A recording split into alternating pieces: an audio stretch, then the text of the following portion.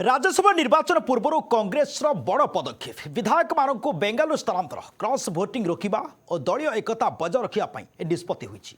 राज्यसभा निर्वाचन पूर्व कर्णाटक को स्थानांतर होती मध्यप्रदेश कांग्रेस विधायक जून 18 होगाकू राज्यसभा निर्वाचन पूर्व मध्यप्रदेश कांग्रेस तार समस्त विधायकों कर्णाटक बेंगलुरु को स्थानांतर करिछि।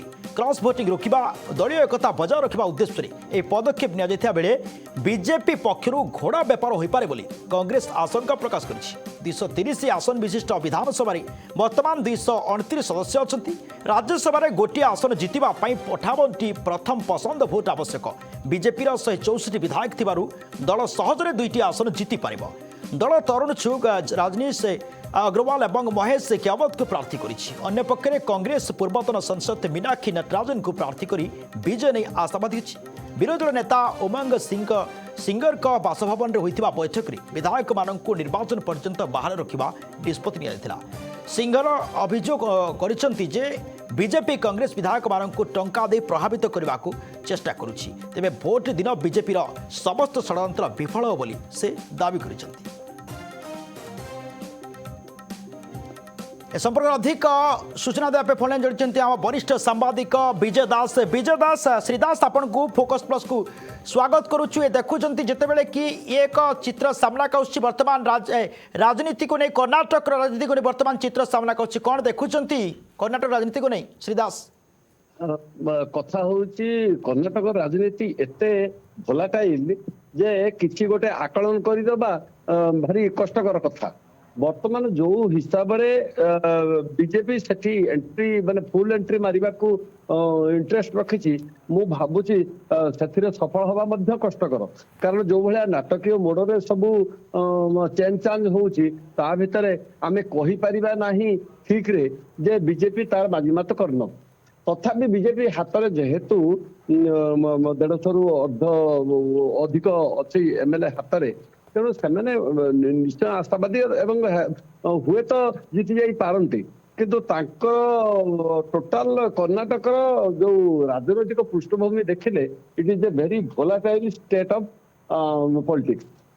या मोर आकलन होची या श्रीदास आम जहाँ देखु चित्र आप सामना कर वरिष्ठ सांबादिक हिसाब से देखुं चित्र जितेबाला कि जमी ओडिशा कथा ओडिशा जमी बीजेपी धीरे धीरे पूरा राज्य को कब्जा कला से कर्णाटक स्थिति में एक बड़ फाइटिंग देखा मिल पारे ना। फाइट देखु आपण आम उपरे जहाँ देखुं वर्तमान जो कब्जा करने कथा बहु जगार बीजेपी सफल होउची किंतु कर्णाटक भली राज्य रे आमे विगत दिन मान देखिछु जे केतकांशरे सफल होईची। कारण जदि धरिबा आमे साउथ सेउटु आरंभ होउची कोउठी ना कोउठी निश्चित भाव में बीजेपी प्रति एपर्यंत लोक मानकर पूर्ण आस्था आसी ना।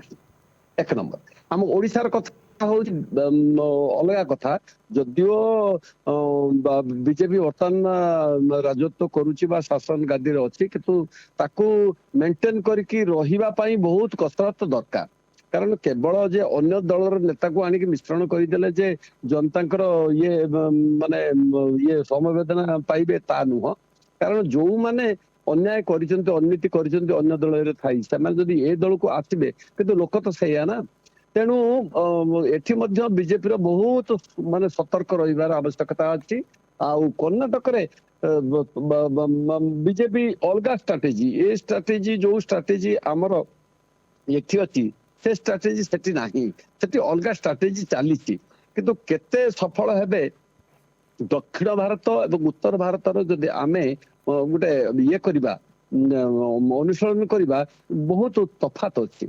दक्षिण भारत रे राजनीति बीजेपी प्रवेश करबा तापरे भाषागत जातिगत तो एते बेसी नहीं किंतु ताकर राष्ट्र कौन राज्यगत जो भावना गुड़ाक अच्छी से भारी विच्छुड़ित। तो निश्चित भाव में बीजेपी तो प्रयास करिबो किंतु विगत दिन मान आम जहाँ जहाँ देखी आसचंती मु कहली volatile state of politics Odisha रे हुए तो सेटा हेई न पारे किंतु स्ट्रेटेजी हिसाब रे बीजेपी रो strategy in Odisha will be different from Karnataka.